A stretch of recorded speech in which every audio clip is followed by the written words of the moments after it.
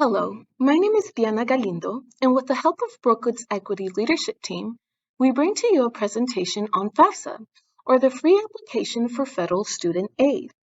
Prior to diving in, it's important to note that there are multiple ways for your students to receive financial aid to finance their post-secondary studies. There are private forms of aid, which include scholarships and grants from companies, private institutions, and local businesses, as well as student loans from banks. There are also forms of public financial assistance, such as scholarships and grants offered by high schools, public post-secondary institutions, and the government. Today, we will focus specifically on student financial aid from the federal government. In order to apply, you must fill out the FAFSA application. Let's dive in and discuss the type of assistance that FAFSA offers.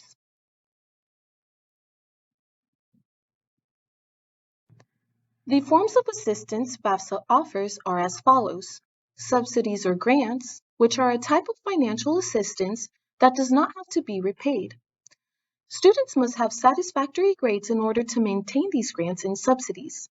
They are based solely on parent and student income. An example of this is the Pell Grant. They also offer scholarships. These are another type of financial assistance. Sometimes they require essay and good grades. They don't require to be paid back, and not all take parents' income into account. FAFSA offers student work programs. These are part-time jobs within the post-secondary school, and they are funded by the federal government. FAFSA also offers educational loans. These are similar to other loans. They must be repaid, and the interest rates are dependent on the specific terms of each loan. Now, let's dive in and discuss the types of loans. There are two main types of loans offered by FAFSA: subsidized loans and unsubsidized loans. Subsidized loans are offered by the federal government, and the federal government pays the interest on the loan until 6 months after the student graduates. Unsubsidized loans have students paying for the interest from the moment they receive the loan. For this reason, it is more beneficial for students to apply for subsidized loans if they need them. Now, let's continue into the details of FAFSA. FAFSA offers roughly $120 million in funds. Distribution of funds. Funds are distributed on a first-come, first-served basis. For this reason, it's important to apply early. Usually, the application is open from October 1st to June 30th. You should apply the school year before your student is hoping to enroll in a university or technical college. Now, let's discuss what FAFSA takes into account.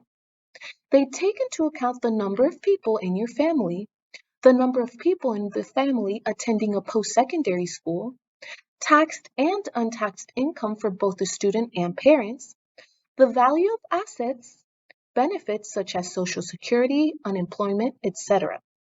These factors are calculated to give you your EFC, which is your expected family contribution.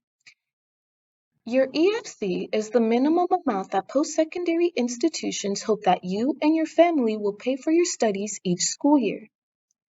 This is recalculated each year. Most post-secondary institutions subtract the EFC from the cost of assistance, or COA, to calculate your financial aid needs. This determines how much financial aid your student is eligible to receive. You cannot receive more assistance than the amount of your calculated financial need. For example, if your cost of attendance is $16,000 and your EFC, or expected family contribution, is $12,000, your total financial need would be $4,000. You would not be able to receive more than these funds. Now, let's discuss the programs that consider EFC. These include federal Pell Grants, Federal Supplemental Education Opportunity Grant, direct subsidized loans, and work-study programs. Programs that do not consider EFC are the following: direct unsubsidized loans, Federal Plus loans, and TEACH, or Teacher Education Assistance for College and Higher Education Grants. Now, let's discuss who can apply. Everyone should apply even if you don't think you qualify for assistance. Certain universities utilize FAFSA to offer scholarships and loans without taking family income of the student into consideration. Eligibility. You should have received or be about to receive a high school diploma or GED. Be applying to or have been accepted to a post-secondary school. Have a social security number. This doesn't apply to individuals from the Republic of Palau, the Republic of the Marshall Islands, federal states of Micronesia. You must also have a signed FAFSA form stating that you are not in default in paying back a federal student loan. You will pay back your subsidized loan if you acquire one. You do not owe a refund on a federal grant, and that you will use these funds solely for educational purposes. You must also maintain good academic standing. In order to be eligible, you must be either a U.S. citizen, a permanent resident holding a green card, have registration with I-94, hold battered immigrant status, or be the domestic abuse victim by your citizen or permanent resident spouse, or be the child of an abuse victim under the Violence Against Women Act, and you must also have a T1 visa. Now let's continue and discuss the application itself. How do I apply? Please head over to student8.gov in order to apply or scan the QR code on the left. You can apply online with either a computer or your cell phone. It takes roughly 30 minutes. Please note that many high schools offer special help in order to help students apply. Please visit your counseling department for more information. Required documents.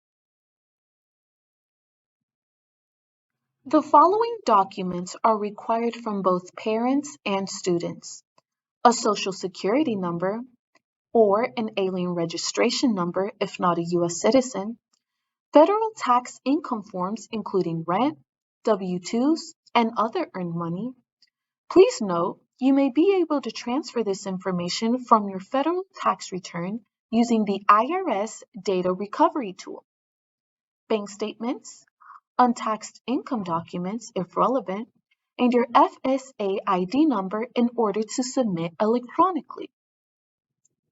Please scan the QR code on the left for more information. Now, let's move on to undocumented parents. Can I apply if my parents are undocumented? Yes, you can still apply if the student is eligible. Simply insert zeros when they ask for the social security number. Obtain your FSA ID by mail instead of electronically. You will have to print the form, fill it out, and submit it by mail in order to receive your FAFSA ID. For more information, please scan the code on the right.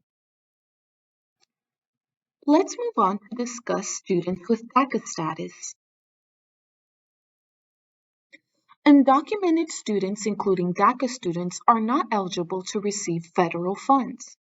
Nevertheless, they can be eligible to receive financial assistance from specific public schools and private scholarships. For more information, please scan the QR code on the right. Now, we would like to extend our sincerest gratitude towards the following people who helped make this presentation possible: Dr. Brett Savage, Mr. David Galindo Castellon, Mrs. Madison Wissonet, Dr. Daria Williamson, Mr. Archie Berry, Mrs. Lucy Romero, Dr. Stacy Denke, Mrs. Carrie Settles, Mrs. Christy Matthews, and our awesome Brookwood High School family. We thank you for joining us and hope you have a wonderful day.